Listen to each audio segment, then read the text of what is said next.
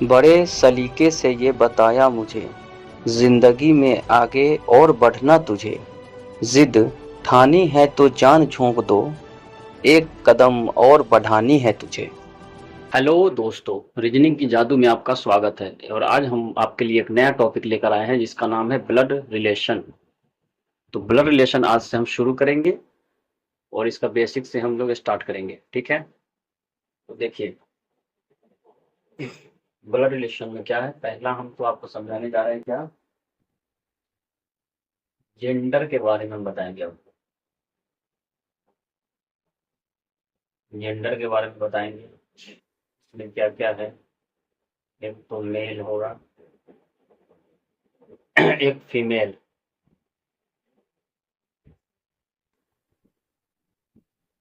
ठीक है। एक मेल और एक फीमेल। तो हम क्वेश्चन बनाते वक्त मेल को हम स्क्वायर या रेक्टेंगुलर टाइप के शेप देंगे और फीमेल को सर्कल देंगे, और जो रिलेशन बनेगा पति पत्नी का उसको हम डबल बॉन्ड से कर देंगे, ठीक है।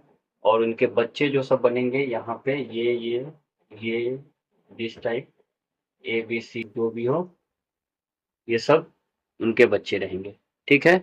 ये फॉर्मेट रहेगा। जेनरेशन गैप में देखिएगा, जेनरेशन गैप में क्या है, आपको हम जेनरेशन गैप के बारे में बता रहे हैं। गैप जेनरेशन गैप, ठीक है।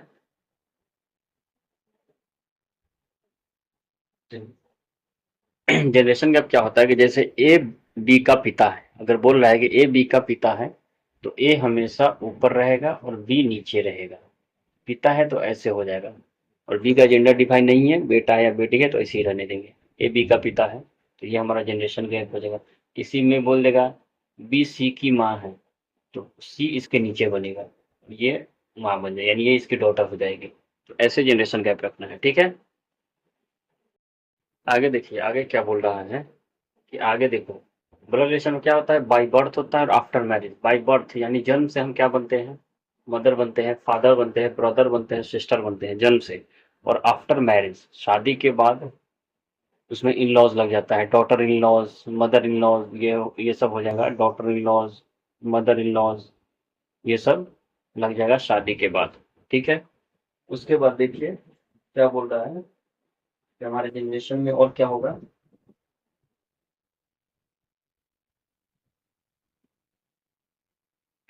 तो थर्ड थर्ड जनरेशन क्या होगा, थर्ड जनरेशन में हम क्या रहेंगे, थर्ड जनरेशन में हम आएंगे सेल्फ,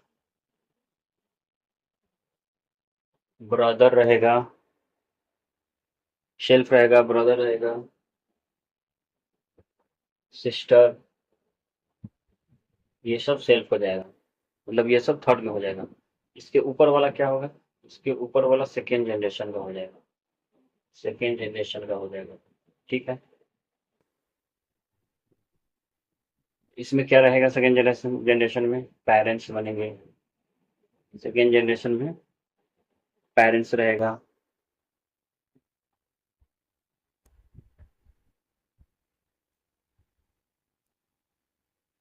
फर्स्ट में क्या रहेगा, फर्स्ट में फर्स्ट जनरेशन में आपका बन जाएगा, फर्स्ट जनरेशन में क्या बन जाएगा, ग्रैंड पेरेंट्स,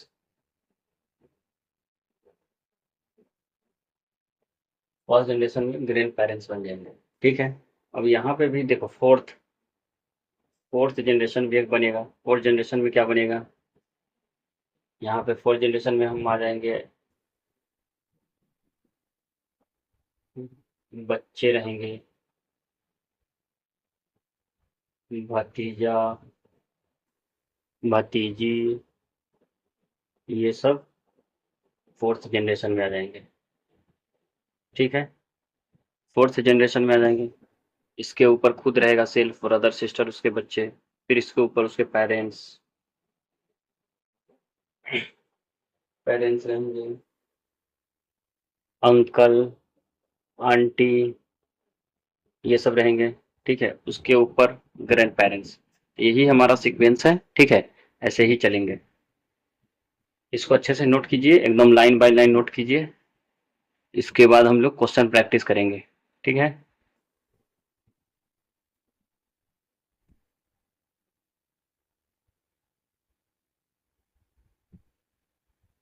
इस टाइप को देखिएगा, ये क्या बोल रहा है कि टाइप्स ऑफ क्वेश्चन।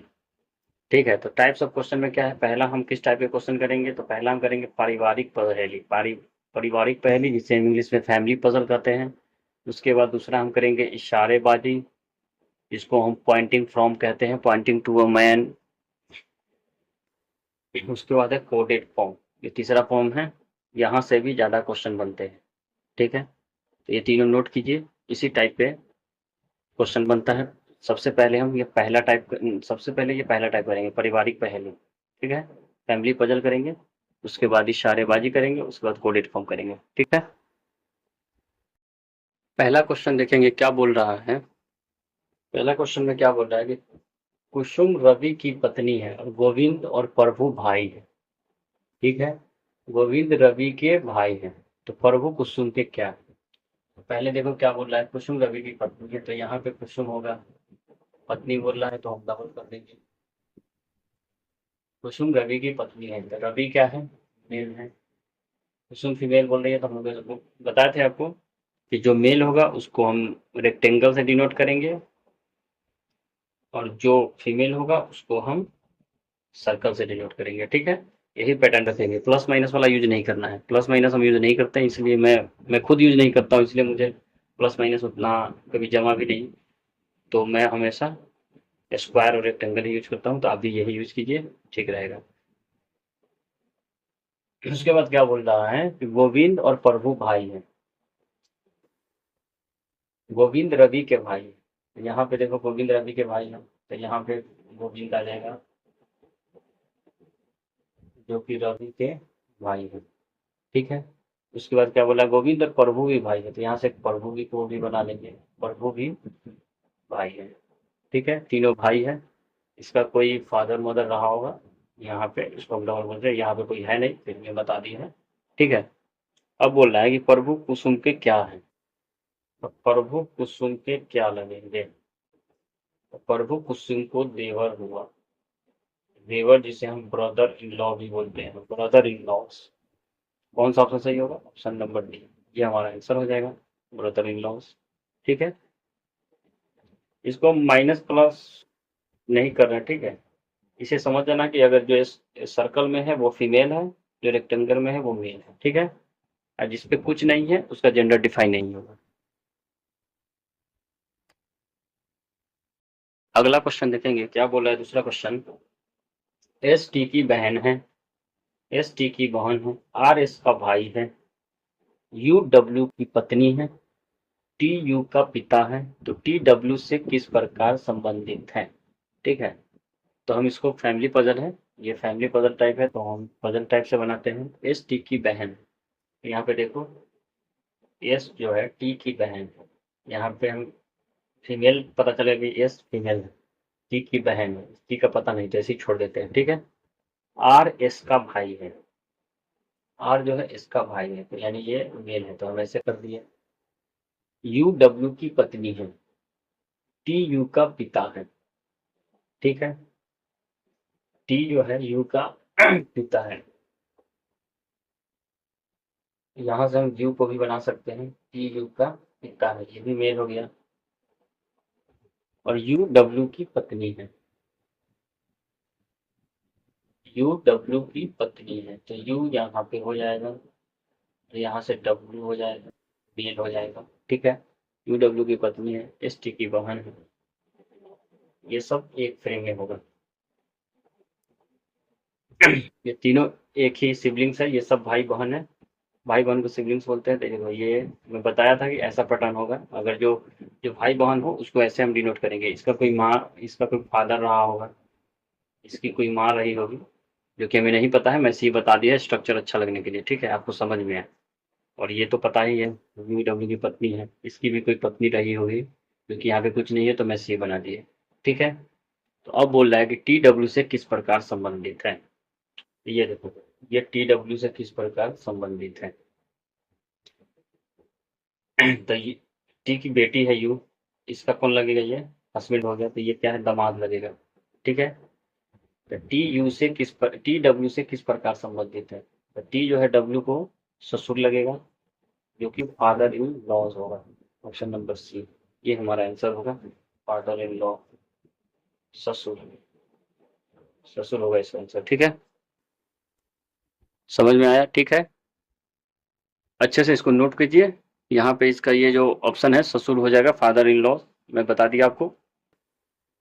ये इससे है, अगर यही पूछ देता कि डब्ल्यू टी से किस प्रकार संबंधित है, डब्ल्यू टी से किस प्रकार संबंधित है, तो यही बोल देता कि डब्ल्यू टी से किस प्रकार संबंधित है, तो ये डब्ल्यू जो है टी को क्या लगता, सन इन लॉज, दामाद लगता, ये इसका सन इन लॉज हो जाता, उल्टा हो जाता। तो यहाँ पे कह रहा टी डब्ल्यू से किस प्रकार संबंधित है, तो फादर इन लॉज। ठीक है, नोट कीजिए। इसके बाद अगला क्वेश्चन पे चलेंगे। अगला क्वेश्चन देखिएगा क्या बोल रहा है कि जे आई की बहन है, बी एच की माँ है, जे आर की बेटी है और आई एच की बहन है, तो आर एस से किस प्रकार संबंधित है। तो पहले देखते हैं, यहां से उठा सकते हैं, जे आर की बेटी है। ठीक है, ये जो है आर की बेटी है, ये क्या है, आर की बेटी है। ठीक है, एच आई की बहन है और बी जो है एच की माँ है, बी जो है एच की माँ है, आई जे की बहन है। तो यहाँ इसके बाद इसको उठाओ, आई जे की बहन है, आई जो है जे की बहन है। ठीक है, आई जे की बहन है। फिर यहाँ पे क्या बोला, देखो एच आई की बहन है, एक और बहन आ गई, एच जो है आई की बहन है, यहाँ पे फिर ये भी आ गया। ठीक है, अब बोल रहा है कि बी एच की माँ है, बी जो है एच की माँ है, एच की माँ है, तो बी की माँ हो गई, माँ हो गई तो जाहिर सी बात है आर इसका पापा होगा, फादर होगा, आर फादर यहाँ पे बना देंगे। ठीक है, अब बोल रहा है आर एच से किस प्रकार संबंधित है, तो आर और एच का रिलेशन पूछ रहा है। आर जो है एच का क्या लगेगा, फादर, यानी पापा लगेंगे, जो कि ऑप्शन नंबर हमारा बी सही है, ये हमारा आंसर हो गया, फादर। ठीक है, समझ रहे हैं, अच्छे से नोट कीजिए। इसके बाद अगले क्वेश्चन पे चलेंगे। अगला क्वेश्चन देखेंगे क्या बोल रहा है।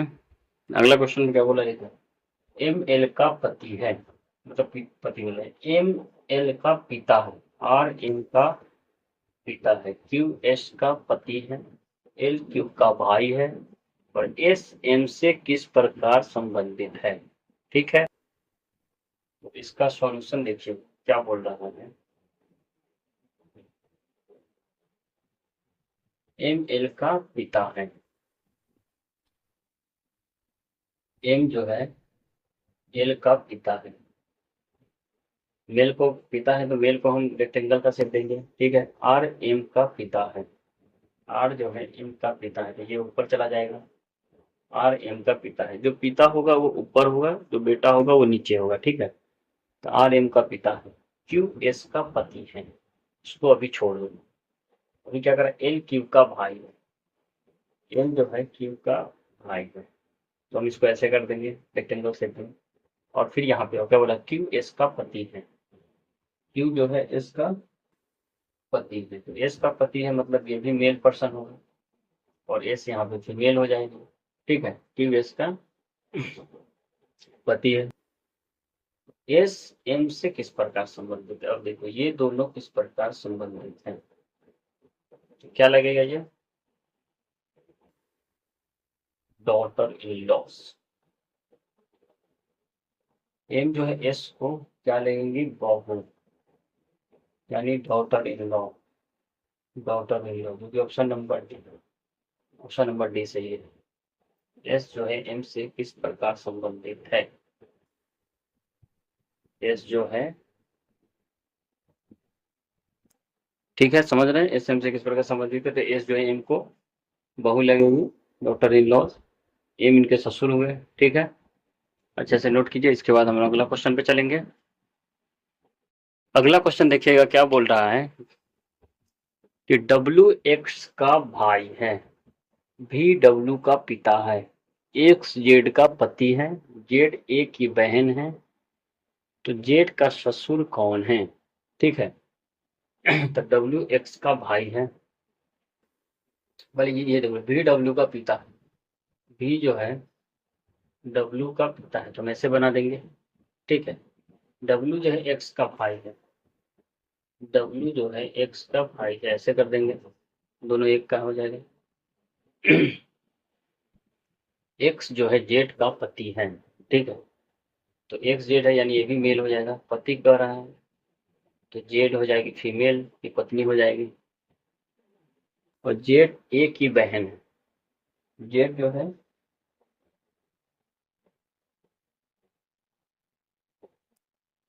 यहाँ पे क्या बोल रहा है कि जेड ए की बहन है, तो यहाँ से एक और बनेगा, जेड ए की बहन है, तो ये ए की बहन है, तो ए का तो खैर अभी कोई जेंडर डिफाइन है नहीं, सीधा बोल रहा है कि जेड ए की बहन है, तो यहाँ पे हम सीधे ऐसे ही छोड़ सकते हैं। इसका अलग पेरेंट्स होगा, इसका अलग पेरेंट्स हो जाएगा, ये अलग पेरेंट्स है, इसका अलग पेरेंट्स है। ठीक है। ये दोनों अलग अलग है, ये दोनों का रिलेशन हो गया। ठीक है। तो जेठ का ससुर कौन है? तो जेठ का ससुर कौन होगा? जेठ का ससुर जो होगा ये भी होगा, भी यानी ऑप्शन नंबर ए, ये हमारा आंसर हो जाएगा। ठीक है। दोनों अलग अलग फैमिली है, इस फैमिली के दो बच्चे डब्ल्यू और एक्स, इसके दो बच्चे जेड और ए। ठीक है। इन दोनों का रिश्ता हो गया, तो ये दोनों समधी हो गया। ठीक है। और ये पति पत्नी हो गया, ये इसका ससुर हो गया, समझ गए? चलिए ठीक है, नोट कीजिए। इसके बाद अगले क्वेश्चन पे चलेंगे। अगला क्वेश्चन देखिएगा क्या बोल रहा है। अगला क्वेश्चन में क्या है, एन वाई का भाई है और वाई बी की बहन है, बी जेड की पत्नी है, सी वाई की माँ है, जेड सी से किस प्रकार संबंधित है? ठीक है। तो एन वाई का भाई है, तो हम यहाँ पे चाहेंगे तो एन भी बना सकते हैं, एन वाई का भाई है, ऐसे कर दो। ठीक है, दोनों सिबलिंग्स ही होगा। और वाई बी की बहन है, वाई जो है बी की बहन है, तो वहाँ पे बी रख दो, यहाँ पे वाई रख दो। ठीक है, वाई बी की बहन है, बी जेड की पत्नी है, ये सब भाई बहन है। बी जेड की पत्नी है, जेड यहाँ पे ले लो, ये मेल हो जाएगा। सी वाई की माँ है। ठीक है, तो यहाँ पे सी हो जाएगा, सी वाई की माँ है, ये फीमेल हो जाएगी, यानी इसका पापा कोई होगा, सी वाई की माँ है। तो जेड सी से किस प्रकार संबंधित है? ठीक है, जेड सी से किस प्रकार संबंधित है? तो जेड सी को क्या लगेगा? सन in law, sun in law यानी दामाद लगेगा। ठीक है, जो कि ऑप्शन में कहाँ है? ऑप्शन में ये है, सी नंबर हमारा ऑप्शन सही है। ठीक है, दामाद लगेगा। ये इस स्ट्रक्चर से बनाइएगा, समझ में आएगा, इजी होगा। प्लस माइनस पे ध्यान मत देना है, बता दिया हूँ कि स्क्वायर जो भी हो, मतलब सर्कल जो भी हो, वो फीमेल होगा, और जो रेक्टेंगल शेप में होगा वो मेल होगा। ठीक है। अगला क्वेश्चन क्या है? अगला क्वेश्चन आप लोग के लिए, घर के लिए है। क्वेश्चन ट्राई कीजिएगा, बनाइएगा, और कमेंट में जरूर बताइएगा क्या आंसर है। ठीक है, तो ये घर के लिए है, आप लोग अच्छे से इसको बनाइए और बताइएगा। क्वेश्चन में पढ़ दे रहा हूँ, क्या बोल रहा है, क्यू आर की बहन है, पी क्यू का पिता है, एस टी का पुत्र है, और आर एस का भाई है, तो टी पी से किस प्रकार संबंधित है? ये आपके लिए होमवर्क हो गया, यानी घर के लिए हो गया। इसको बना के कमेंट कीजिएगा और बताइएगा क्या आंसर है। ठीक है, मैं इसका रिप्लाई जरूर दूंगा। और आज के लिए इतना ही। अगर वीडियो अच्छा लगा हो तो चैनल को सब्सक्राइब कर देना, लाइक कर देना, और बढ़िया सा कमेंट कर देना। Thank you.